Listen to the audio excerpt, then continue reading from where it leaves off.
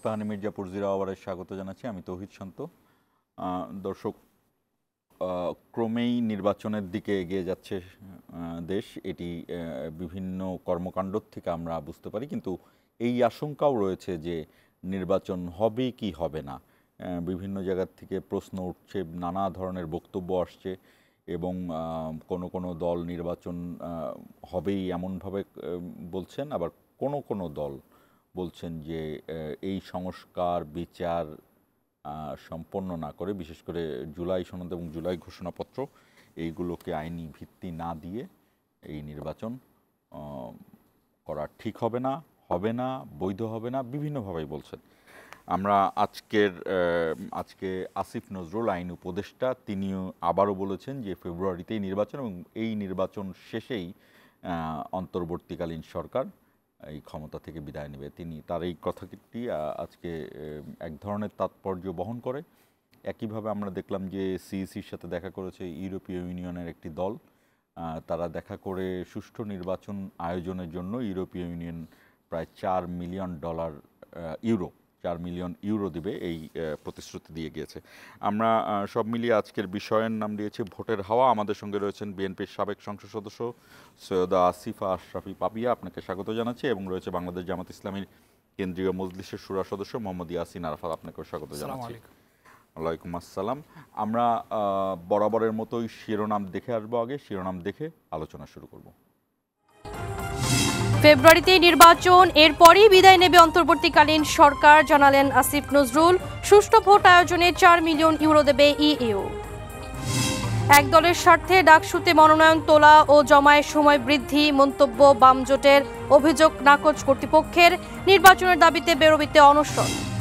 অবৈধ সম্পদ অর্জনের অভিযোগে এনবিআরের 17 কর্মকর্তার তথ্য চেয়েছে দুদক।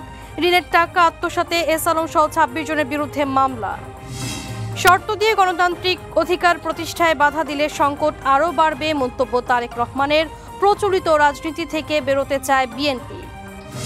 এবং মানবিকতা ও সাহসিকতার জন্য মাইলস্টোনের 3 শিক্ষক জাতির কাছে চিরস্মরণীয় হয়ে থাকবে বলেছেন প্রধান উপদেষ্টা।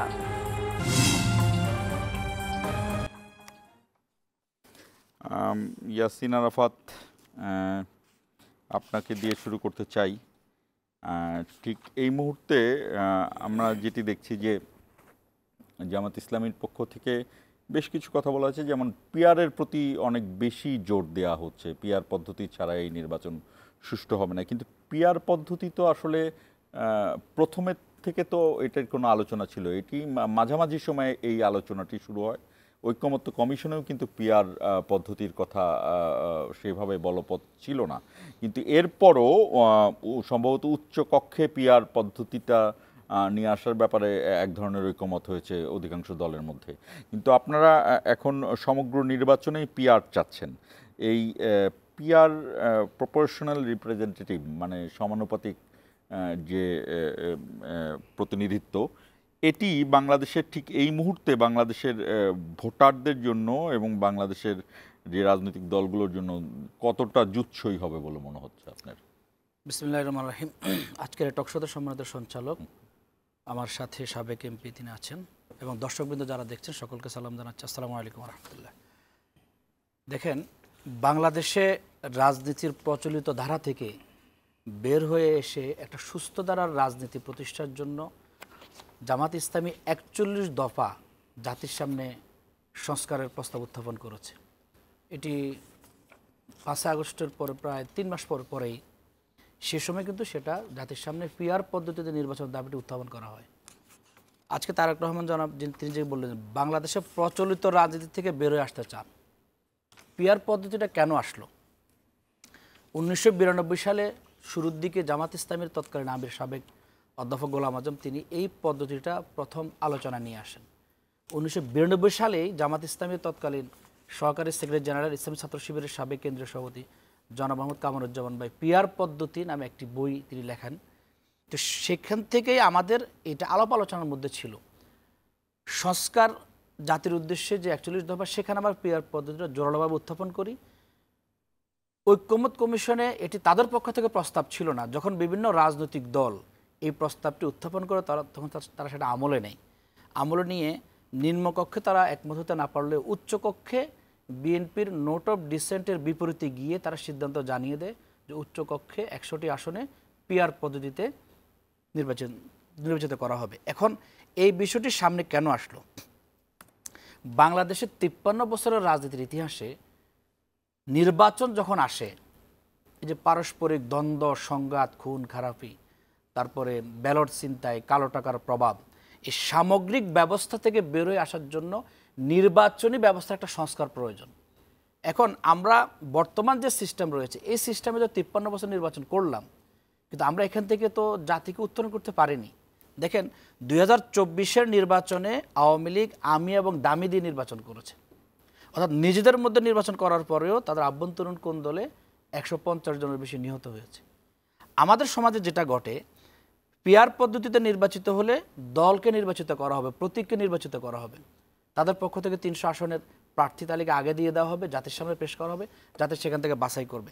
এখন যেটা হয়, এলাকা থেকে কে মন্ত্রী হবে, কে এমপি হবে, কে নমিনেশন পাবে, আভ্যন্তরীণ কোন্দলে পারস্পরিক সংঘর্ষে নিহত হওয়ার ঘটনা অহরহ বাড়ছে।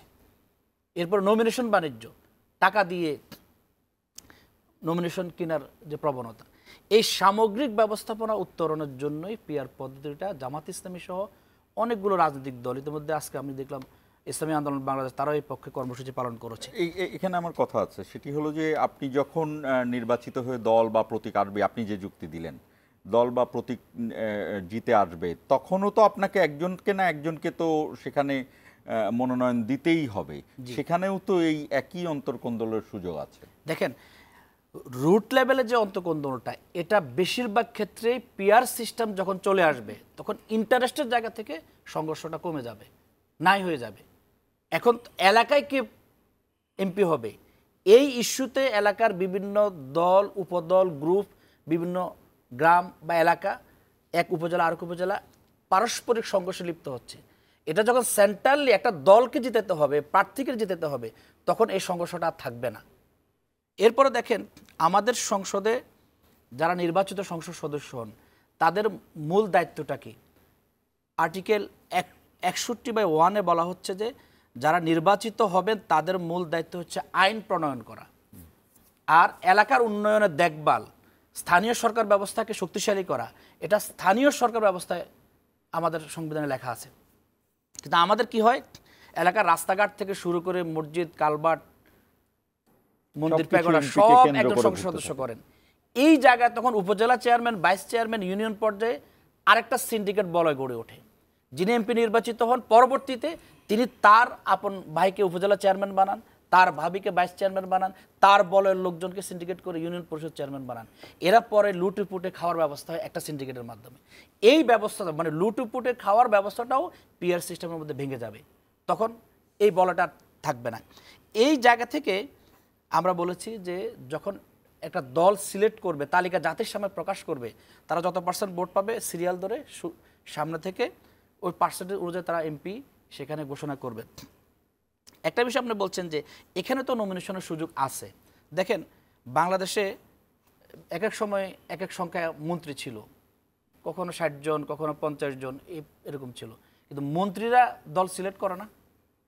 একটা দল যদি মন্ত্রীদের সিলেক্ট করতে পারে এলাকা ভেদে, এলাকা তত্ত্বাবধানের জায়গা থেকে, তাহলে 300 জন, 60 জন যদি আপনি সিলেক্ট করতে পারেন, 300 জন সিলেক্ট করতে এখানে কোনো অসুবিধা হওয়ার কথা না। এখানে নমিনেশন বাণিজ্যটা কমে যাবে। এই কারণে এখানে জাতি ফোকাস পুরাটা থাকবে কোন 300 জনের তালিকা প্রকাশ করা হলো, আর দলীয় আভ্যন্তরীণ গণতন্ত্র এখানে উত্তরণ ঘটবে। কারণ বিভিন্ন জেলা থেকে কাদেরকে প্রার্থী করানো যায় সেই বিষয়টা জাতির সামনে প্রকাশ করা হবে। এখন আমরা কোথাও কোথাও সংবাদ পাই যে এক জায়গায় এক আসন থেকে প্রার্থী হওয়ার জন্য 2 জন, 3 জন, 4 জন, 6 জনকেও তারা টাকা পয়সা দিয়ে ম্যানেজ করে। এই জায়গাগুলো উঠে যাবে। এরপর কালো টাকার প্রভাব ভোটের ক্ষেত্রে যে জিনিসটা বাংলাদেশে সবসময় এটা প্রতিষ্ঠিত সত্য, আগের দিন রাতে গিয়ে আপনি 500 টাকা, 1000 টাকা দিলেন, আপনি অমুক ভাইয়ের পক্ষে ভোটটা বিক্রি করে দিলেন। আবার সমাজে একসময় দেখা যায় মানে যার দিকে ঢেউ বেশি বা একটা প্রোপাগান্ডা যখন যেদিকে থাকে, সাধারণ জনগণ, আমাদের দেশের সমাজের যারা কম শিক্ষিত, তারা মনে করে যে আমার ভোটটা পচে যাবে। যখন সে জানবে না আমার একটা ভোটেরও মূল্যায়ন হবে, এটা পৌঁছবে না। তখন তারা সঠিক জায়গায় সঠিক দলকে, যারা সমাজের ঠিক আছে, আমি যুক্তিগুলো শুনলাম। আমি আরেকটি বিষয় আপনার কাছে জানতে চাই। নিশ্চয়ই আপনারা এগুলো নিয়ে রিসার্চ করছেন পিআর পদ্ধতিতে।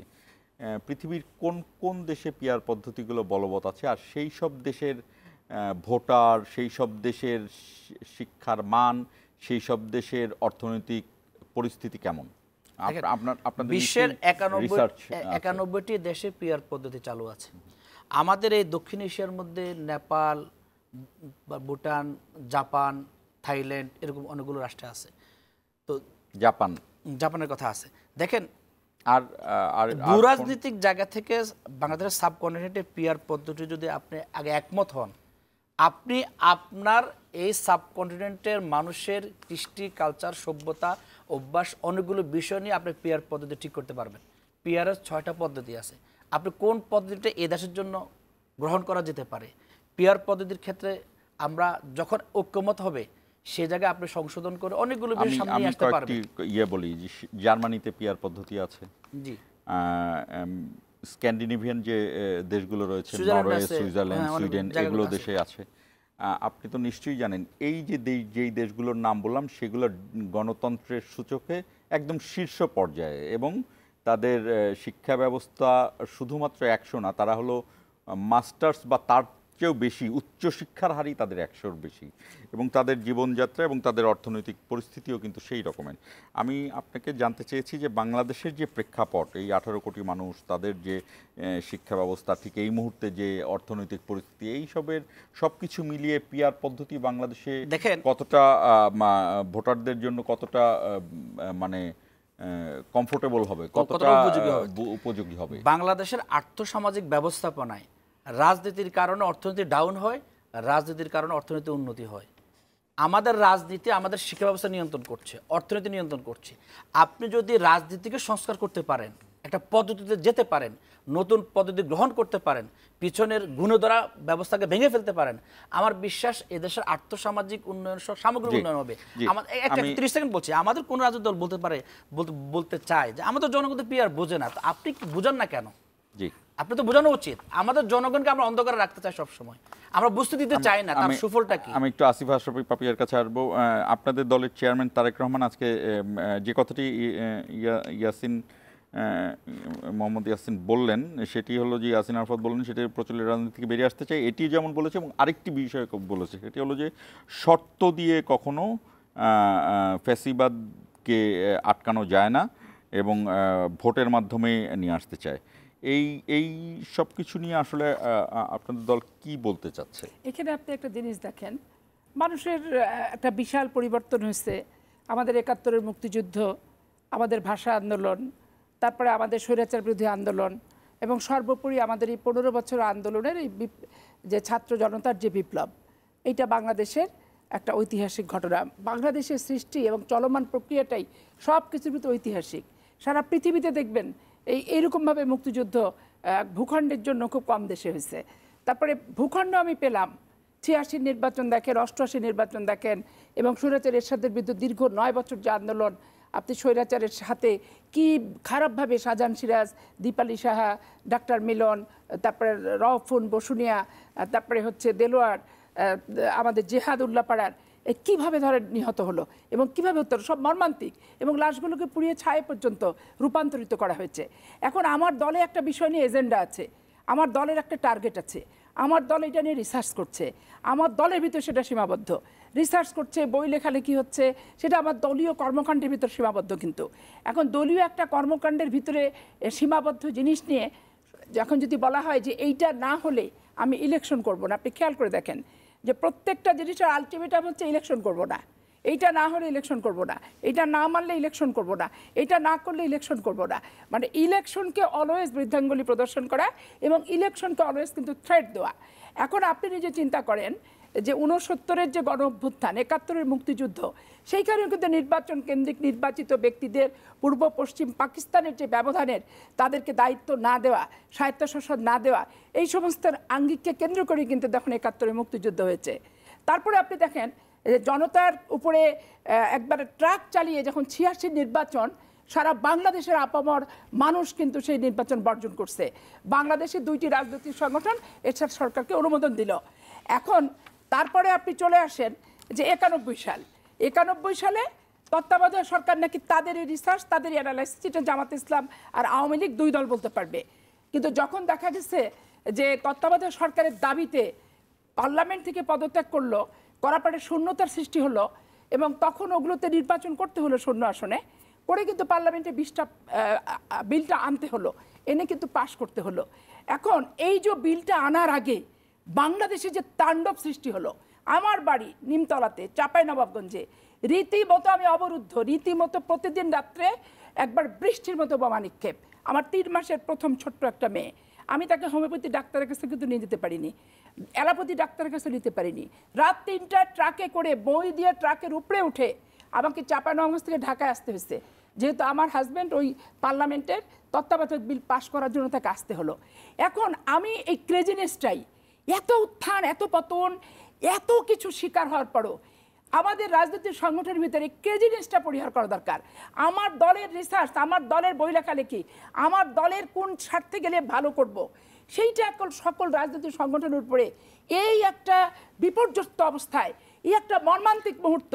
এবং হাসিনা গেছে যে নিজেরাই সাব্যস্ত হতে পারেনি কোন লাইনে দেশ যাবে, কিভাবে দেশ হবে, কোন পদ্ধতিতে কি আগাবে, অন্তর্বর্তীকালীন সরকারটা কিভাবে থাকবে, কি তাদের কাজ, কি তারা করছে, জনগণের প্রত্যাশা শেষ নাই। এইখানে যদি ব্যক্তিগত এজেন্ডা নিয়ে এসে নির্বাচনের হুমকি ধামকি সৈয়দা আসিফা আশরাফি পাপিয়া, যেই সংস্কারগুলোর কথা, মানে যেগুলো কথা বলা হচ্ছে, তার অধিকাংশ কিন্তু বিএনপি দিয়েছিল। প্রথমে 27 দফা, তারপরে 31 দফা, প্রধানমন্ত্রী রাষ্ট্রপতির মধ্যে ক্ষমতার ভারসাম্য আনা,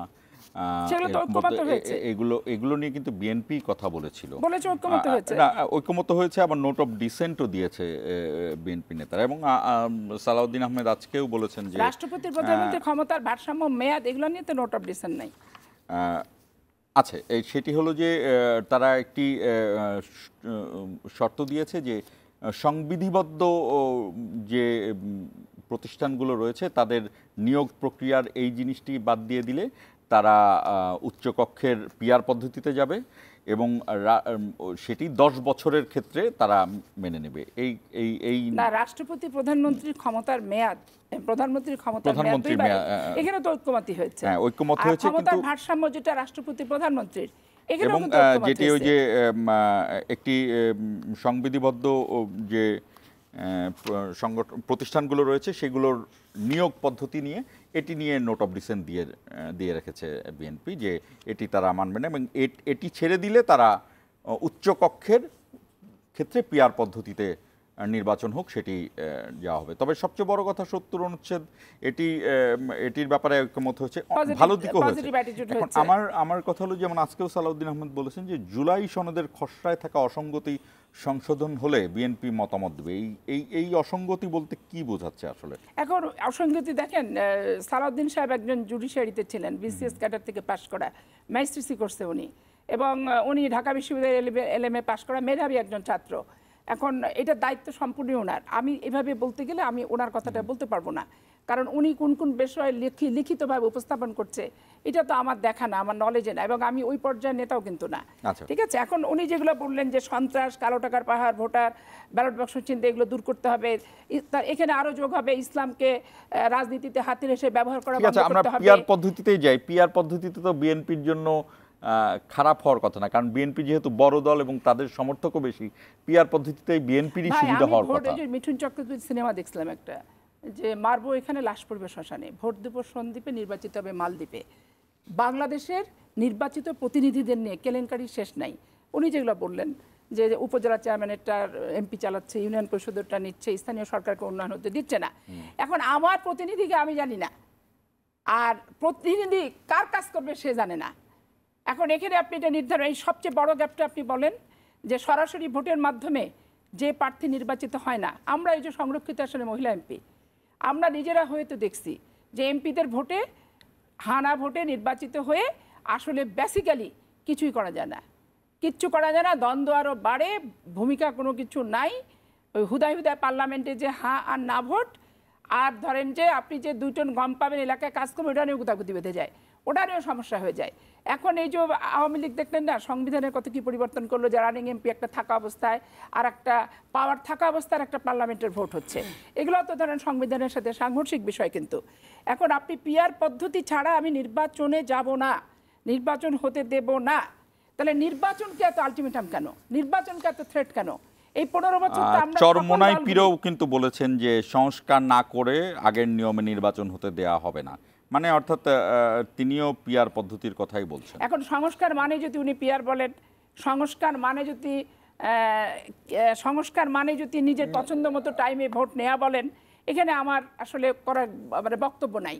কিন্তু আমি সংস্কার সেটা চাই যে হচ্ছে বাংলাদেশের নির্বাচনী ব্যবস্থা শক্তিশালী হওয়া উচিত, ইউনো, ডিসি, ওসি এবং এসপির হাত থেকে নির্বাচন চলে আসা উচিত, নির্বাচন কমিশনকে শক্তিশালী হতে দেওয়া উচিত, এদের লোকবল কাঠামো এবং এদেরকে একটা আলাদা প্রতিষ্ঠান হিসেবে প্রাতিষ্ঠানিক রূপ দেওয়া উচিত। নির্বাচন কমিশনের কাজটা কি? শুধু পোস্টার কোথা লাগাবেন, মনোনয়ন বাছাই, মনোনয়ন বাতিল, প্রতীক বরাদ্দ, এছাড়া ডিসি, এসপি, ইউনো, ওসি কিন্তু এইটা কমিউনিকেট করে সমস্ত কিছু, এদের হাত থেকে বেরোয় আনতে হবে এবং নির্বাচন কমিশনটাকে এমন শক্তিশালী করতে হবে যাতে তার প্রতি বাংলাদেশের প্রত্যেকটি রাজনৈতিক সংগঠন, প্রত্যেকটি মানুষ আস্থাশীল হয়। এখন দেখেন কে নিবন্ধন পেল না, কে শাপলা প্রতীক পেল না, সাথে সাথে ধরেন নির্বাচন কমিশনকে একটা দলের আওতায় ফেলে দিচ্ছে।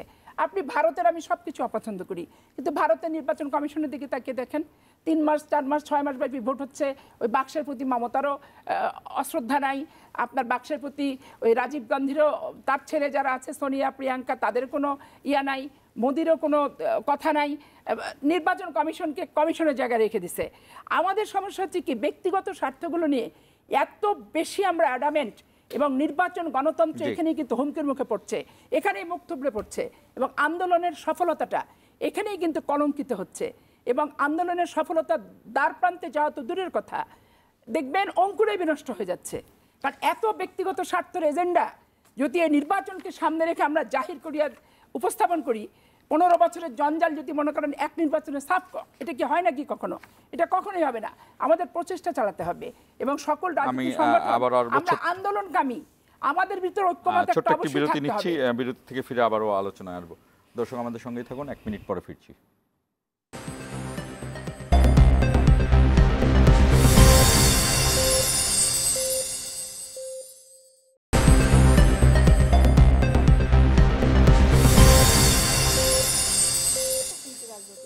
দর্শক আবারও স্বাগত। আমাদের অনুষ্ঠানটি ফেসবুক এবং ইউটিউব পেজেও সরাসরি সম্প্রচারিত হচ্ছে, আপনারা চাইলে সেখানে মন্তব্য করে আমাদের সঙ্গে যুক্ত হতে পারেন। ইয়াসিন আরাফাত পিআর পদ্ধতির কথা বললেন, আসিফ আশরাফি পাপিয়া বললেন, এবং একটু ঐক্যমত্য কমিশনের বিষয়গুলো নিয়ে আসতে চাই। জুলাই সনদ, জুলাই ঘোষণাপত্র নিয়ে আপনাদের অবস্থান কি? এর আইনগত ভিত্তি নিয়ে এটি এনসিপি বারবার বলছে, এবং জুলাই সনদের আইনগত ভিত্তির জায়গাটিকে এখন গুরুত্ব দিচ্ছে এনসিপি। আপনাদের অবস্থান কি? আমি জুলাই সনদের বিষয় বলার আগে আপনার কিছু কথা বলছেন একটু বলি, যে একটা দল যখন কোনো ইস্যু নিয়ে রিসার্চ করে, জাতির জন্য করে, জাতির উত্তরণের জন্য করে।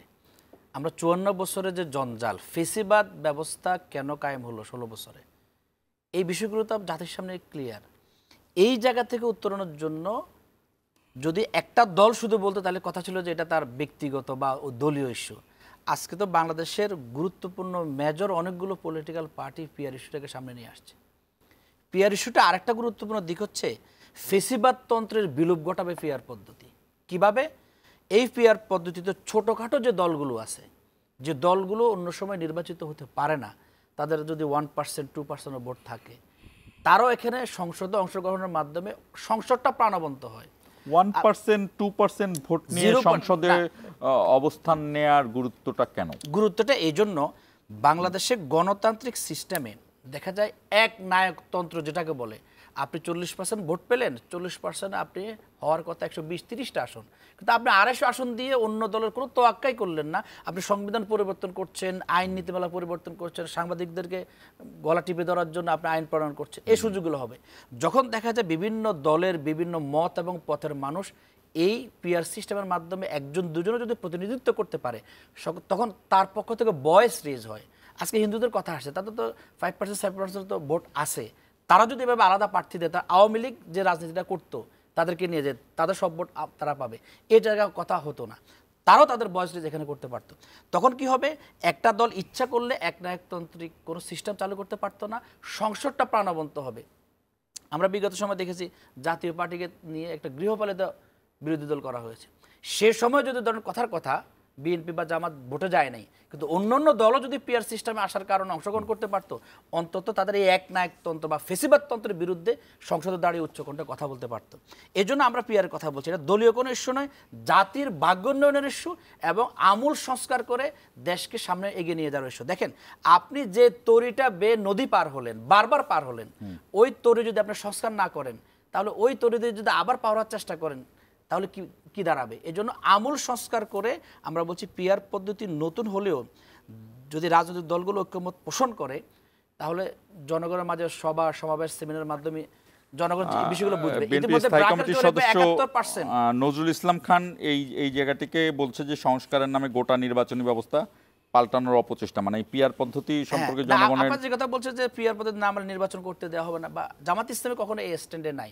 জামাত ইসলামী বলেছে ফেব্রুয়ারিতে নির্বাচন হতে হবে, নির্বাচনও হবে, আপনাকে পিআর পদ্ধতিও মেনে নেওয়ার ব্যবস্থা করতে হবে এবং সংস্কারও করতে হবে। সংস্কারের বিষয়ে আপনি কথা বলছেন, এই ব্যাপারে জামাত ইসলামের স্ট্যান্ডটাকে দেখেন। প্রথম পর্বে 44 দিন, দ্বিতীয় পর্বে 26 দিন, এতদিন পর্যন্ত সকাল সন্ধ্যা আলাপ আলোচনা হলো, বিভিন্ন 30টা রাজনৈতিক দলের নেতৃবৃন্দ আলাপ আলোচনা করলেন। তো আপনি যে বিষয়গুলো আলাপ আলোচনা করলেন, ঐক্যমত পোষণ করলেন, আপনি সেই বিষয়গুলোকে অ্যাকোমোডেশন করে জুলাই সনদ আপনি ঘোষণা দিলেন না, কিংবা নামকা অবস্থায় যে ঘোষণা দিলেন তাতে আইনি কোনো ভিত্তি দেওয়ার আপনি চিন্তা করলেন না। আপনি শুধু বলে দিলেন পরবর্তী যারা সংসদে নির্বাচিত হবে তারাই তার আইনি ভিত্তি দিবে। এছাড়া আর কি দেখো, উপায় ছিল? 90 সালে 90-এর স্বৈরাচার বিরোধী আন্দোলনে এরশাদ সরকারের পতনের পরে তত্ত্বাবধায়ক ফর্মুলার আলোকে যে ব্যবস্থায় নির্বাচন হয়েছিল, বিএনপি কথা দিয়েছিল যে এই সিস্টেমটাকে তারা সংবিধানে সন্নিবেশিত করবে, কিন্তু তারা তো 5 বছর সেটা করে নাই। না করার কারণে 96 সালে তারা একতরফা নির্বাচন করলো, তারা টিকতে পারলো না। কিন্তু ওই তত্ত্বাবধায়ক সরকার কিন্তু পরবর্তী সংসদেই রেটিফাই করা হয় না, আমি সেটাই বলছি যে জিনিসটা তারা 90-এ জনগণের কথা দিয়ে কথা রাখেনি, সেই জিনিসটা 173 দিন হরতাল দিয়ে তার পরবর্তীতে তত্ত্বাবধায়ক সরকার প্রতিষ্ঠা করে নির্বাচন দিতে হলো। ঠিক আছে না, আমি বলছি তত্ত্বাবধায়কের আলোকের একটা সিস্টেম, তার ফর্মুলার আলোকে। এখন দেখেন, আজকে রাজনৈতিক দলগুলোর প্রতি মানুষের আস্থা বিশ্বাস নাই কেন? রাজনৈতিক দল ম্যানিফেস্টোতে যা বলে সেটা পরবর্তীতে মানার চেষ্টা করে না। নির্বাচিত সরকার যদি এই জুলাই সনদ, জুলাই ঘোষণাপত্রকে রেটিফাই করে, তাতে সমস্যাটা কোথায়? না, বা এর ছাড়া আর কি উপায় বা আছে? আমি বলি, বাংলাদেশে এখন 2টা পদ্ধতি আছে, যে পদ্ধতি ইতিমধ্যে বিভিন্ন সময় কার্যকর ছিল। একটা হচ্ছে অধ্যাদেশ জারির মাধ্যমে, আর একটা হচ্ছে গণভোটের মাধ্যমে। শহীদ প্রেসিডেন্ট জিয়াউর রহমান অধ্যাদেশ কি বলে গণভোটের মাধ্যমে যে সংবিধান সংশোধন করেছেন, গণপরিষদ নির্বাচন, সেই সুযোগ আছে। আমরা গণপরিষদের কথা বলিনি, আমরা দুটি কথা বলেছি, অধ্যাদেশ এবং কি বলে এই গণভোটের কথা বলছি। আরেকটা হচ্ছে আইনি প্রক্রিয়া যাওয়ার জন্য যদি আপনি এখন যদি বিভিন্ন রাজনৈতিক দলের স্বাক্ষর নিয়ে একটা ফর্মুলা জাতির সামনে পেশ করতে পারেন, তখন দেখা যাবে এই জুলাই আন্দোলনের পরিপ্রেক্ষিতে যে নতুন রাষ্ট্রের অভ্যুদয় হলো, যে হাজারো ছাত্র জনতার জীবন দেয়া, আহত হওয়া, আপনি তখন নতুন সরকার জামাত ইসলামী আসুক, বিএনপি আসুক, যে আসুক, এই জিনিসটাকে আপনি তখন ডিনাই করতে পারবেন না, তখন আরেকটা অভ্যুত্থান হবে। এই জন্য আমরা বলছি তার আইনি ভিত্তি রচনা করে যদি নির্বাচনটা যেটা জাতির জন্য কাজে লাগবে। এই যে 44 দিন 26 দিন আলোচনা করলেন, তার ফল এই মুহূর্তে গণভোট কিন্তু বাংলাদেশের সবচেয়ে বেশি জনপ্রিয় অবস্থায় ছিল জিয়াউর রহমানের সময়, এবং গণভোট পুরো পৃথিবীব্যাপী বড় কোনো জটিল পরিস্থিতির থেকে উত্তরণের জন্য বিভিন্ন রাষ্ট্র ফলো করে থাকে। তো এই মুহূর্তে একটি গণভোট বা গণপরিষদ নির্বাচনের মাধ্যমে এই জুলাই সনদ, আপনি তো এটি নিশ্চয়ই স্বীকার করেন যে এই গণ অভ্যুত্থানের মাধ্যমে এই ফ্যাসিবাদের শেষ হয়েছে এবং আপনারা সেই প্রেক্ষাপটটি তৈরি করেছেন। সেই ক্ষেত্রে এই গণপরিষদ নির্বাচন বা গণভোটের মাধ্যমে জুলাই সনদ বা জুলাই ঘোষণাপত্রকে আইনগত ভিত্তি দেওয়া হলে কি এমন যায় আসে? ভাই শুনেন, এখানে কথা আছে যে এই যে জুলাই সনদের আইনগত ব্যবস্থা, শেখ হাসিনা অনেক পার্লামেন্টে সংবিধানের পরিবর্তন করে গেছিল, যে এগুলা কখনো আইনের মাধ্যমে চ্যালেঞ্জ করা যাবে না এবং আইনের ইয়েতেই যাওয়া যাবে না, অপরিবর্তনযোগ্য। 7ই মার্চের ভাষণটাকে স্বাধীনতার ঘোষণা বানাইছে, পার্লামেন্টে কাস্ট পেস্ট করে ঢুকাইছে, এরকম অনেক পরিবর্তন সে তার দলীয় দৃষ্টিকোণ থেকে করছে। কিন্তু স্বৈরাচারের যখন পতন হয়, তখন তার ওই আইন আর কানুন আর ওই সংবিধানের ওগুলা নির্বাচনের জন্য পরবর্তী গভর্নমেন্ট আসার জন্য কি ডিপেন্ড করে? এনসিপিও কিন্তু এই কথাই বলছে, এমনি কিন্তু বাতিল হয়ে যায়। আইন একবার আদালতে যাওয়া যাবে না, কোর্টে যাবে না, আপনি লিখে দিলেন গেলাম না, কিন্তু সময়ের পরিক্রমে এমনই হলো যে আমি আজকে দেশপ্রেমিক, আমি কালকে হচ্ছে দেশদ্রোহী হয়ে গেলাম। তখন আপনি আইনের আশ্রয় আর আদালতে যাওয়া যাবে না, এগুলো খেতাব তো কার্যকর হবে না। পিআর ইস্যুতে দেখেন আমার একটা সুস্পষ্ট আমার ব্যক্তিগত অভিমত, যে আমি নিজে দেখেছি যে ওনারা 18 সালে যখন ভোট করছেন, ধানের শীষ যেগুলো নিছেন, ধানের শীষ যেগুলো পাননি, বাংলাদেশে কিছু সিটে সবাই আপেল মার্কা প্রতীক দিয়ে কিন্তু ভোট করছে। আবার 24-এ দেখবেন আওয়ামী লীগের স্বতন্ত্র পদপ্রার্থী 40-45 জন যারা ছিল, একে আজাদ টাজাদ সহ, এরা সবাই কিন্তু একটা প্রতীক নিয়ে ভোট করছে। খেয়াল করে দেখেন। এখন আপনি যখন পিআর পদ্ধতিতে আসবেন, আওয়ামী লীগের নেতারা দেশ থেকে বিতাড়িত হয়েছে, ভোটার তো আপনার কারোর পক্ষে বিতাড়িত করাটা উচিত না, সম্ভবপর না। এখন স্বাভাবিক কারণে আওয়ামী লীগের ভোট তো বাংলাদেশেই আছে, বাংলাদেশেই থেকে আছে, তাদের অপকর্মকে নিষিদ্ধ করা হয়েছে, তাদের অপকর্মের কর্মকাণ্ডের বিচার শুরু হয়েছে। এখন আপনি সারা বাংলাদেশে আওয়ামী লীগ যদি একই একটা প্রতীক নিয়ে একটা প্রতীক নিয়ে সারা বাংলাদেশে স্বতন্ত্র হিসেবে দাঁড়িয়ে যায়, আওয়ামী লীগের একটা ভোটও এ পাত্রে ও পাত্রে কিন্তু যাবে না। তাহলে সেইখানে আপনি দেখেন আজকে এই প্রেক্ষাপটে জামাত ইসলামের এই পিআর পদ্ধতিটা আনার রহস্যটা কি? প্যাচাল বাঁধানো, ক্যাচাল বাঁধানো, সব কিছুতে একটা বেড় বাঁধায় দেওয়ার যে প্রবণতাটা, এটাই হচ্ছে মানে সবচেয়ে বিরক্তিকর একটা ব্যাপার। এখন আওয়ামী লীগ যদি সবাই স্বতন্ত্র প্রার্থীতে তাদের ভোট তারা দিলে আপনি দেখেন যে স্বৈরাচারকে আমি সরালাম আমাদের পদ্ধতিগত কারণেই তারা কিন্তু প্রতিষ্ঠা লাভ করে গেল, চলে আসলো। তখন আপনি কি বলবেন? তাকে সরাতে পারবেন তাদের প্রতিনিধিত্বকে? তাদেরকে আপনি হটাতে পারবেন তাদের প্রতিনিধিত্বকে? আপনি ইউনিয়ন পরিষদের ভোট তার দায়িত্ব পালন করতে পারছেন না, চেয়ারম্যান এমপি নিয়ন্ত্রণ করছেন বলছেন, আর যেই আসনে ভোটই দিতে পারলো না কে তার প্রতিনিধি, ভোটার প্রতিনিধি চললো না, আর প্রতিনিধি ভোটারকে চিনল না। এইরকম একটা আপেক্ষিক অর্থে, ব্যক্তিগত অভিমত আবার এটা, এইরকম একটা আপেক্ষিক অর্থকে নিয়ে এত রিসার্চ আর এত দলীয় ফোরামে আলোচনা আর সংস্কার কমিশনে যে এত হুড়াহুড়ি আর বাকবিতণ্ডতা, আমার কোনো অর্থহীন আমার কাছে মনে হয়। এত কিছুর পরে সব দলকে একত্রিত হয়ে স্বৈরাচার আর আসতে যাতে না পারে, নিজেদের ভিতর বিভেদ বিসংবাদ না হয়, যে ক্ষমতায় যাবে সে যাতে নতুন স্বৈরাচার হতে না পারে, এইরকম কিছু পাকাপোক্ত বিধি ব্যবস্থা করাটা উচিত ছিল। কিন্তু এগুলো বাদ দিয়ে আমরা এত অপ্রাসঙ্গিক ইস্যু নিয়ে আসছি। আমি জনগণকে কিভাবে এটাকে করব? জনগণ, আমি তো পিআর পদ্ধতি মানি না, তা আমার জনগণকে, আমার তো এটা নিয়ে রিসার্চ করে আমি দেখছি এটা পৃথিবীর সবচেয়ে চমৎকার গণতান্ত্রিক দেশগুলো কিন্তু পিআর পদ্ধতি ব্যবহার করে। গণতান্ত্রিক দেশগুলোতে বাংলাদেশের গণতন্ত্র কোথায় ছিল আর কোথায় আছে আর কোথায় থাকবে, এটা বোঝার ব্যাপার। একমাত্র তত্ত্বাবধায়ক সরকারের অধীনের ভোটগুলা আমরা সবাই মিলে কিছুটা ধরে নেই যে বিতর্কিত কম, এছাড়া কোন ভোটটা বলেন তো? এখন একটা গণতান্ত্রিক রাষ্ট্রের সাথে বাংলাদেশের মানুষের রাজনৈতিক গণতান্ত্রিক যে দৃষ্টিভঙ্গি, যে ম্যানার, এই যে বলছে টাকা দিয়ে ভোট কিনে নিচ্ছি 500 টাকা দিয়ে, তো গণতান্ত্রিক রাষ্ট্রে কি ভোট কেনা বেচা হয়? গণতান্ত্রিক রাষ্ট্রে কি ধর্ম ব্যবহার করে ভোট হয়? গণতান্ত্রিক রাষ্ট্রে কি বেহেস দোজক দিয়ে ভোট হয়? গণতান্ত্রিক রাষ্ট্রে কি মাদ্রাসার নাবালক ছাত্রদের রাজনীতির অংশগ্রহণ করায় কি ভোট হয়? গণতান্ত্রিক রাষ্ট্রে কি উপাসনালয়কে ব্যবহার করে ভোট হয়? হয় না তো। তো গণতান্ত্রিক রাষ্ট্রগুলো তাদের সভ্যতা আছে, আর আমরা গণতন্ত্রের যাত্রা করতে যে বক্তব্যে পড়ছি, আগাতে যে ধাক্কা খাচ্ছি। আমরা ছোট্ট একটি বিরতি, আবারও বিরতির সময় হলো, বিরতি থেকে ফিরে ইয়াসিন আরাফাত আপনার কাছে আসবো। দর্শক আমাদের সঙ্গেই থাকুন, ছোট্ট একটি বিরতি নিচ্ছি।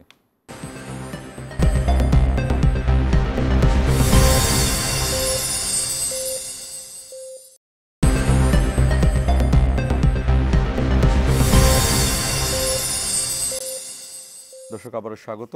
ইস্পাহানি, মির্জাপুর, জিরাওয়ার, ইয়াসিন আরাফাত, আসিফা, শাফি, পাপিয়া কোনো মতেই পিআরের পক্ষের জায়গায় মনে করেন না, এবং বাংলাদেশের যে আজকের যে প্রেক্ষাপট, এই প্রেক্ষাপটে পিআরের প্রয়োজন আছে বলেও মনে হচ্ছে না। আপনারা পিআর নিয়ে অনেক কথাই বলছেন, কিন্তু আসলে এখনও কিন্তু নির্বাচন কমিশন এই পদ্ধতি নিয়ে কোনো কথা বলছে না। আর একদম শেষ মুহূর্তে যদি, যেমন ইভিএম কিন্তু আওয়ামী লীগ আমলে শুরু করা হয়েছিল, সেই ইভিএমও কিন্তু মানুষকে খুব একটা সুবিধা দিতে পারেনি, এবং আমরা নিজেরা দেখেছি যে ইভিএমে কারোর আঙুলের ছাপ মেলে নাই, ভোট দিতে পারেনি। এমনকি প্রধান নির্বাচন কমিশনারকেও আমরা দেখেছি যে 5-6 বার দিয়েও তার ভোটটা দেওয়া যায়নি, আবার ঘুরে এসে দিতে হয়েছে। তেমনি পিআর যদি একটি নতুন পদ্ধতি, এই নতুন পদ্ধতি একদম শেষ মুহূর্তে গিয়ে, এখনও আলোচনাই চলছে, শেষ মুহূর্তে গিয়ে কিভাবে এতটা উপযোগী হবে বলে মনে করেন? দেখেন, প্রতিটা পদ্ধতির পজিটিভ নেগেটিভ দিক আছে। পিআর পদ্ধতির নেগেটিভ দিক নাই এটা আমি বলবো না, কিন্তু গণতন্ত্র উত্তরণে আমরা যে পলিসিটা জাতির সামনে তুলে ধরেছি বা বিভিন্ন রাজনৈতিক দল যে বলছে, আপনাকে তো আগে এটা মানে আপনি একমত না হন কিন্তু আলোচনার জায়গা তো রাখতে পারেন, কিন্তু আপনি যদি বলেন যে পিআর কি মাথায় দেয় না খায়, এটা তো জনগণ বোঝে না। তা আমরা কেন জনগণকে বুঝতে চাই না কেন? আমরা কি আজীবনে গরিব রাষ্ট্র থেকে যাব, অনুন্নত রাষ্ট্র থেকে যাব? উন্নয়নশীল গণতন্ত্র, উন্নয়নশীল অর্থনৈতিক ব্যবস্থাপনার মধ্যে কি আমরা যেতে চাই না? আজকে বাংলাদেশের বিভিন্ন শিক্ষার্থীরা বিভিন্ন বিশ্ববিদ্যালয়ে দেশে বিদেশে বিভিন্ন জায়গায় যে কৃতিত্বের স্বাক্ষর রাখছে, প্রায় সময় পত্রপত্রিকার রিপোর্টে আমরা আমাদের গর্বে বুক ভরে যায়। আমাদের দেশের জনসম্পদ, মানব সম্পদকে যদি আমরা জনসম্পদকে যদি মানব সম্পদে রূপান্তর করতে পারি, তাহলে এই দেশের জনগোষ্ঠীকে আমরা শিক্ষিত করে উন্নত করে আমরা উন্নত গণতান্ত্রিক সিস্টেম রাষ্ট্রের পর্যায়ে যেতে পারি না কেন? আমাদের রাজনীতিবিদ যারা, তাদের এক্ষেত্রে বাধা কোথায়? আমরা তো বলতে পারি, যেমন কথার কথা তর্কের খাতিরে যদি বলি, তিনি বলছেন যে এই মুহূর্তে কেন পিআর নেই, তাহলে ওনারা তো এটা বলতে পারতেন, যদি ওনারা পিআর পদ্ধতি বুঝে থাকেন সত্যিকার অর্থে রাজনৈতিক দল হিসেবে, ওনারা বলতে পারতেন যে ঠিক আছে এই মুহূর্তে না হোক, আগামী 1 নির্বাচন বা 2 নির্বাচনের পরে এটা আলোচনা হতে পারে। তর্কের খাতিরে আমি বলছি, কিন্তু ওনারা সে কথাটি বলছেন না, ওনারা একটা জিনিস উড়াই দিচ্ছেন। দেখেন, রাজনীতিতে পরমত সহিষ্ণুতা হচ্ছে সবচেয়ে গুরুত্বপূর্ণ বিষয়। আপনি পরের মতকে ধন্যবাদ জানাবেন, সাধুবাদ জানাবেন, আলাপ আলোচনা করবেন, কোথায় কোথায় পজিটিভ দিকগুলো আছে, কোথায় নেগেটিভ দিকগুলো আছে আপনি জাতির সামনে তুলে ধরেন। কিন্তু টোটালি রাজনীতি পিআর কি খায় না মাথায় দেয় এটা বলে যদি আপনি উড়িয়ে দেন, তাও যদি শীর্ষ পর্যায়ে স্থায়ী কমিটির সদস্যের জায়গা থেকে যদি এই কথাটা আসে, এটা তো কোনোভাবে হতে পারে না। তো আমি এই জায়গায় যে কথাটা বলতে চাই সেটি হচ্ছে, জনগণের সামনে একটা নতুন পদ্ধতি উন্মোচিত হচ্ছে, আলোচনা হচ্ছে। ব্র্যাকের জরিপে 71% জনগণ পিআরের পক্ষে। তো একটা জরিপ মানুষের ধারণার একটা রূপ সামনে নিয়ে আসে, হতে পারে মানে 71% নাও হতে পারে, কিন্তু একটা পার্সেন্টেজ তো পিআরের পক্ষে জনগণ সমর্থন দিচ্ছে। আমাদের গোটা জনগোষ্ঠীর মধ্যে শহরে যারা বসবাস করে, এখন শহর কিন্তু গ্রামের যে যোগাযোগ ব্যবস্থাপনা, সোশ্যাল মিডিয়ার যে প্রভাব, সুতরাং মানুষের কাছে পিআর পদ্ধতি কি, মানুষ তো জানার জন্য তাকে গুগল সার্চ দিচ্ছে, সে ফেসবুকে দেখতেছে, সোশ্যাল মিডিয়া দেখছে। সুতরাং জনগোষ্ঠীর অধিকাংশ মানুষের কাছে পিআরের মেসেজ চলে গেছে।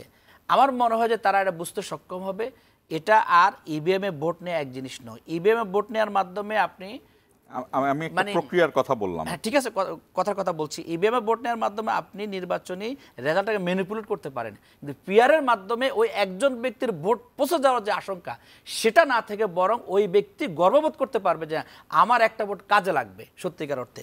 আমি শুরুতে আমার প্রথম পর্বে আমি যে কথাটা বলেছিলাম, আমাদের 2024-এর 19 জুলাই সমকালে আবু তাহের খানের একটা কলাম আমি এই টকশোতে আসার আগে দেখলাম। সেখানে তিনি উল্লেখ করছেন, বাংলাদেশের সংবিধানের 65/1 অনুচ্ছেদে বলা হচ্ছে জাতীয় সংসদে একজন সংসদ সদস্যের কাজ কি। আবার 59.1 যে ধারা অনুচ্ছেদের, সেখানে আবার স্থানীয় সরকারের কাজ কি। কিন্তু আজকে পর্যন্ত আমাদের সংবিধান আমাদেরকে যে দিক নির্দেশনা দিচ্ছে সেটা কার্যকর করতে পারেনি। আজকে একজন এমপির সাথে উপজেলা চেয়ারম্যান দ্বন্দ্ব হওয়ার কোনো কারণে থাকতো না যদি আমাদের সংসদ সদস্যের কাজ কি আর স্থানীয় সরকার ব্যবস্থাপনার কাজ কি যদি ঠিক থাকতো। দেখেন, যিনি নেতা তিনি ওই এলাকার নেতৃত্ব, কর্তৃত্ব সকল কিছু করতে চান। আপনি সাম্প্রতিক আমাদের কুমিল্লা 10 নাঙ্গলকোট সদর দক্ষিণ লালমাই এই এলাকায় কুমিল্লা 10 আসনের সাবেক সংসদ সদস্য বিএনপি আব্দুল গফুর ভূঁইয়ার একটা অডিও লিক হয়েছে, যেটা বিভিন্ন সোশ্যাল মিডিয়ায় ভাইরাল হয়েছে। তিনি একজন এমপি, দেখেন তিনি একটা স্কুল অ্যান্ড কলেজের সভাপতি হবেন, তো ওনাকে না দিয়ে দ্বিতীয় তালিকার ডক্টর আরেকজন ওনাদের এই বিএনপির আরেকজনকে কেন দেয়া হয়েছে বা হচ্ছে, তাতে তিনি কলিজা খুলে ফেলবেন বলছেন। তো একজন সংসদ সদস্য যখন চিন্তা করতেন যে আমি তো সংসদ সদস্য হিসেবে আইন প্রণয়নে, বাজেটে গুরুত্বপূর্ণ হিসেবে আমি দেশের জনগণের ভূমিকা পালন করছি, আমার স্থানীয় পর্যায়ে যারা আছে তারা নেতৃত্ব থেকে উঠে আসুক, তারা উপজেলার দায়িত্ব দেখভাল করুক, শিক্ষা প্রতিষ্ঠান তারা দেখভাল করুক, স্থানীয় সরকার উন্নয়নে স্থানীয় নেতৃবৃন্দ ভূমিকা পালন করুক। কিন্তু আমাদের নেতারা তো সেটা করতে চায় না, সকল কর্তৃত্ব তার হাতে থাকতে চায়। এই সকল কর্তৃত্বের ব্যবস্থাপনাটা ফেসিবাদের উত্তরণ ঘটায়। এই সকল কর্তৃত্ব করতে গিয়ে আপনাকে একনায়কতন্ত্রের দিকে ধাবিত করে। আমরা সেই ফেসিবাদ এবং একনায়কতন্ত্রের জায়গাটাকে একদম ভেঙে চুরে দিয়ে একটা নতুন বাংলাদেশ তৈরি করার জন্য আমি পিআর সিস্টেমটাকে বলছি, যেন প্রত্যেকটা মানুষ ভোট দিয়ে তৃপ্তি পায় এবং জনগণও তার জায়গা থেকে স্থানীয় সরকার ব্যবস্থাপনা শক্তিশালী হবে এবং সংসদ সদস্যরা আইন প্রণয়নে ভূমিকা পালন করতে পারবে, সংসদমুখী হবে তারা। এমন আমরা দেখেছি সংসদ সদস্যরা দেশের বাইরে যাওয়া, এলাকায় যাওয়া, বিভিন্ন কাজে এঙ্গেজ হওয়া, অনেক সংসদ সদস্যের মানে সংসদে অনুপস্থিতি দিয়ে তার সংসদ থেকে খারিজ হয়ে যাওয়ার অবস্থা তৈরি হয়। তখন তিনি একদিন হাজিরা দিয়ে তিনি তার বিষয়টা কন্টিনিউ করেন। এজন্য নেতৃত্বের বিস্তৃতি ঘটানোর জন্য পিআর পদ্ধতি অনেক বেশি কার্যকর ভূমিকা পালন করবে বলে আমরা বিশ্বাস আসিফ করি। আশরাফি পাপি, আমরা একদম শেষ প্রান্তে। আমি ব্যক্তিগত ওপিনিয়ন বলছি। আমার দলের 31 দফাতে উচ্চ কক্ষ আছে, নিম্ন কক্ষ আছে, সংরক্ষিত মহিলাদের নির্বাচনের পদ্ধতি সবকিছুতে আছে। কিন্তু আমার ব্যক্তিগত ওপিনিয়ন যে বাংলাদেশের একটা ব্যাপক 15 বছরের স্বৈরাচারকে উৎখাত করার পর এই এত এজেন্ডা নিয়ে আসলে বাংলাদেশের নিরপেক্ষ নির্বাচন তো দূরের কথা, জনগণের প্রত্যাশায় পূরণ হবে না। এখানে এত উচ্চ কক্ষ নিম্ন কক্ষ না করে বাংলাদেশে 300 সিটে, আপনাদের ভারপ্রাপ্ত চেয়ারম্যান মনে হয় এই কথাটি বলেছে, 300 সিটে বাংলাদেশে 300 সিটে নরমাল নির্বাচন, মহিলাদেরকে 10% নমিনেশন প্রত্যেকটা দলে বাধ্যতামূলক করে দিয়ে দেখ, সংরক্ষিত আসনও তুলে নেক। মহিলাদের সংরক্ষিত আসনেরও কোনো দরকার নাই, সংরক্ষিত পিআর পদ্ধতিরও কোনো দরকার নাই, সংরক্ষিত উচ্চ কক্ষেরও কোনো প্রকার প্রয়োজন নাই। সংরক্ষিত কথাটার সাথে আমার আপত্তি আছে। যার নির্বাচন করার যোগ্যতা ক্ষমতা জনগণের ভোটে নির্বাচনে দাঁড়ানোর ভয় আছে, হবে না এই ধরনের মনোবৃত্তি আছে, তাকে কি কারণে সরকারের জনগণের ট্যাক্সের পয়সা দিয়ে বেতন ভাতা দিয়ে তাকে হচ্ছে আমার পিআর পদ্ধতি আর উচ্চ কক্ষের মাধ্যমে আর নিম্ন কক্ষের মাধ্যমে ভোট ছাড়াই আমার তাকে পালতে হবে, রাষ্ট্র পালবে জনগণের ট্যাক্সের পয়সা দিয়ে? কারণটা কি? বাংলাদেশ কি এত ধনী রাষ্ট্র হয়ে গেছে? বাজেট করতে গেলে হিমশিম খেতে হয়, এখনও ব্যাংক থেকে লোন নিয়ে বাজেটের টাকা পরিশোধ করতে হয়, পরিচালিত করতে হয় রাষ্ট্র চালাতে গেলে, বিভিন্ন দাতা রাষ্ট্র থেকে উচ্চ সুদে ঋণ আনতে হচ্ছে। সেই দেশে এত বিলাসবহুল পার্লামেন্ট নিয়ে এই স্বৈরাচার পতনের পরে এটা মোক্ষম সময় নিয়ে আলোচনা করার। আর এই অন্তর্বর্তীকালীন সরকারকে দীর্ঘমেয়াদী করলে কিছু কিছু রাজনৈতিক সংগঠন, তারা পলিটিক্যাল রাজনৈতিকরা যখন ক্ষমতায় যায় ভোটের মাধ্যমে, তাদের চেয়ে অনির্বাচিতরা তো রাজনৈতিক না, পলিটিক্যাল না, তাদের সময় একটু ফুরফুরা ভাবটা একটু বেশি থাকে। এখন ব্যক্তিগত ফুরফুরা ভাব, ব্যক্তিগত চিন্তা চেতনা, ব্যক্তিগত রিসার্চ নিয়ে তবে জনগণের ভিতরে চাপাতে এই 2 মাসে পারতাম না ভাই, অসম্ভব ব্যাপার। উনি বলছে জনগণকে মোটিভেশন, উনি তো নিজেরা আগে মোটিভেটেড হয়ে এখন জনগণকে মোটিভেট বাদ দিয়ে সরাসরি বলছে এটা করতে হবে, এটা প্রয়োগ করেন, কেন করবেন না? এটা তো চার্জ করা হলো, এটা তো ফোর্সফুলি বলা হলো। কোন সংরক্ষিত জিনিসে বাংলাদেশে থাকা উচিত না। এটি নিয়ে তো অনেক দিন ধরে দলগুলো একসাথে বসে ঐক্যমত্য অনেকদিন কমিশনে, কিসের ঐক্যমত আর কিসের দ্বিমত? এই তো শেখ হাসিনা যাওয়ার পর থেকে তো শুরু হলো। তো শেখ হাসিনা আবার কোন পদ্ধতিতে বাংলাদেশে আসতে পারে এটাও তো চিন্তা চেতনা আমাদেরকে করতে হবে। আমি রিসার্চ করছি, আমি বই লিখছি, গোলাম আজম সাহেব বলে গেছে এটা কি একবার অপরিবর্তিত, যে পরিবর্তনযোগ্য নহে, জনগণ কি মানিতে বাধ্য? বলেন, এরকম তো কোনো ব্যাপার না। সংবিধান পরিবর্তনশীল, যাওয়া উচিত। যান আপনি যান, আপনি একটা ঐক্যমত কমিশনের ঐক্যমত কমিশন কি হচ্ছে জনগণ নাকি? ঐক্যমত কমিশনে যারা আছে তারা তো জনগণ না। ইতিমধ্যে 15টা দল আন্দোলন করছে। আপনি যে তথ্যগুলো দিয়েছেন, 15 দলকে ব্যক্তিগত রিসার্চ হয়েছে, আলোচনা হয়েছে, গোলাম আজম সাহেব বই লিখছে, আপনাদের দলকে মোটিভেট করছে। কথা বলছি, আপনারা ছোটখাটো দলগুলো কোন পথে বেশি আসন পাবেন, কার ভোটটা নিতে গেলে জামাত ইসলাম এখন ছোটখাটো দল না। আপনার কথা আমি বলছি, আরো দল আছে। জামাত ইসলাম তো রাষ্ট্রীয় ক্ষমতায় চলে গেছে রে ভাই, 86 গেছে, 88 গেছে, 90 গেছে, 2001 গেছে, 96 গেছে। আপনারা তো রাষ্ট্রীয় ক্ষমতায় আছেন, পূর্ণ ক্ষমতা নিয়ে যাবেন আপনারা ক্ষমতায় ছিলেন। তো আমরা ক্ষমতার স্বপ্ন দেখছি না। আমরা বাংলাদেশে স্বৈরাচার হতে চাই না, স্বৈরাচারী কায়দা বাংলাদেশে থাকুক, কায়দা কানুন এটা আমরা চাই না। নির্বাচন নিয়ে কোনো বিতর্ক আমরা চাই না, কোনো প্রকার সংরক্ষিত নির্বাচন আমরা চাই না। এটা ঐক্যমত্য কমিশন এবং সংস্কারের এই দাবিটি কিন্তু জনগণের কাছ থেকেই এসেছে, মানুষের কাছ থেকেই এসেছে ভাই। এগুলো আমার খুব জানা আছে। এই যে বদিউল আলম মজুমদার সাহেব বসে বসে একটা রিসার্চ করেন, আর এক সব রিসার্চ ফেলোরা এক একটা রিসার্চ দেন, এটা মাঠে তৃণমূলে যে দেখেন, তৃণমূলে যে যখন আপনি গণসংযোগ করবেন, মানুষের সাথে চায়ের রেস্টুরেন্টের দোকানে বসে আলাপ করবেন, তখন তাদের পিআর হিয়ার উচ্চকক্ষ নিম্নকক্ষ আর 300 সিটের ইয়াসিন আরাফাত, একদম শেষ প্রান্তে আমরা 1 মিনিট সময় আছে আপনার। আমি আমার জায়গা থেকে বলি, আমাদের দেশের জনগণকে গণতন্ত্র, রাজনীতি, সামগ্রিক দেশের উন্নতির বিষয়ে ওয়াকিফল করতে হবে, জানাতে হবে। রাজনৈতিক দলগুলো সেটা প্রচলিত ভোটের ধারণায় সম্ভব না।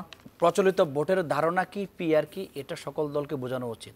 আমি মনে করি যেমন বিএনপির সামনে তো আজকে জিনিসটা একটা চ্যালেঞ্জ, কারণ বিএনপি যদি পিআর সিস্টেমে যায় তারা পূর্ণ ক্ষমতা পাবে না, এটা তারা বুঝতে পারছে। কারণ তারা ইতিপূর্বে 34%, 32% বা 40% যে ভোট পায় তাতে 150 আসন বিএনপি পায় না। বিএনপি মূলত এই কারণে তারা বিরোধিতা করছে। বিরোধিতার জায়গা আর বেশি কিছু না। বিএনপিকে ঝুলন্ত পার্লামেন্টের সদস্য ঝুলন্ত পার্লামেন্ট থাকবে না, ওনারা হচ্ছে এটা করছেন যাতে চাপে ফেলা যায়, দুদিন পর পর ভাঙে, দুদিন পর ঝুলন্ত পার্লামেন্ট থাকবে না। এই জায়গায় জনগণকে আপনি শিক্ষিত করেন, এদেশের জনগণকে শিক্ষিত করেন। আপনি জনগণকে শিক্ষিত করতে পারলে দেশের লাভ। রাজনীতিবিদরা তখন দুর্নীতি করতে পারবে না, চাঁদাবাজি করতে পারবে না, সন্ত্রাসী করতে পারবে না। রাজনীতিবিদরা তখন যাকে তাকে মনোনয়ন দিতে পারবে না, কারণ দেশের জনগণ শিক্ষিত হতে পারলে। এই জন্য রাজনীতি সচেতন করার জন্য জনগণেরকে শিক্ষিত করতে হলে রাজনৈতিক দলকে পদক্ষেপ নিতে হবে। আর যে রাজনৈতিক দল দেশের জনগণকে রাজনীতি সচেতন করতে চায় না, তাদের আখের কি আছে বা তাদের মূল কি আছে বুঝতে হবে। মতো বাংলাদেশের মানুষকে একদিনের সামনে রেখে হেদায়েত করব বলে 15 বছর যা বক্তৃতা দিতে পারিনি, সেগুলো দিয়ে বয়ান করে হেদায়েত সম্ভব না। এইজন্য দেখেন এই পয়েন্টে জামাত ইসলামী 41 দফা সংস্কার উত্থাপন করেছে। জামাত বলছে ভাই এখন 10টা দফা করেন, প্রয়োজন আছে, 41 দফা করার প্রয়োজন নাই। এরপরে বহুত কিছু দরকার আছে। আপনাদের দুইজনকেই অসংখ্য ধন্যবাদ আমাদের সঙ্গে যুক্ত থাকার জন্য। দর্শক, সাধারণ যে গণতন্ত্র, সেই গণতন্ত্রে একটি বড় ত্রুটি থাকে যে 100 জনের মধ্যে 40 জন যাকে ভোট দিল সে হয়তো বা ক্ষমতায় গেল, কিন্তু 60 জন যাকে দিল না সে তারপরও সেই ক্ষমতায় গেল। এটি একটি সাধারণ ত্রুটি। এই ত্রুটিটাকে বিভিন্নভাবে মিট আপ করার চেষ্টা হয়েছে। দুই কক্ষ বিশিষ্ট করা হয়, এই কারণে কোনো দেশে পিআর পদ্ধতিতে করা হয়। বাট আমাদের দেশে যে প্রচলিত ভোটের পরিস্থিতি রয়েছে, সেই ভোটের ব্যবস্থাতেও আমরা দীর্ঘ সময় ধরে এই নির্বাচন করে আসছি। 91 নির্বাচন হয়েছে, 1996 প্রথম একটি নির্বাচন হয়েছে, পরবর্তীতে আরেকটি নির্বাচন হয়েছে, 2001 সালে নির্বাচন হয়েছে। ঠিক এই মুহূর্তে পিআর পদ্ধতি, নতুন পদ্ধতিতে নির্বাচন সাধারণ মানুষের জন্য কতটা উপযোগী হবে সেটি হয়তো বা রিসার্চের মাধ্যমে বা এটি মাঠে নামলে বোঝা যাবে। তবে একটি বিষয় সবার কাছেই নিশ্চয়ই গুরুত্বপূর্ণ, সেটি হলো যে একটি সুষ্ঠু, অবাধ এবং নিরপেক্ষ নির্বাচনের জন্য জাতি তাকিয়ে আছে, জাতি অপেক্ষা করছে। সেই নির্বাচনটি কবে হবে সেটি নিয়েও জাতির মধ্যে নানা ধরনের আলোচনা রয়েছে, এবং নির্বাচন আদৌ হবে কি না সেটি নিয়েও জল্পনা কল্পনা, শঙ্কা আশঙ্কা রয়েছে। সেই জায়গাগুলো থেকে আমরা উতরে যেতে চাই। জাতির যে চাওয়া গণতন্ত্র প্রতিষ্ঠা হোক, সেই প্রত্যাশা রেখে শেষ করছি ইস্পাহানি মির্জাপুর 0 আওয়ার।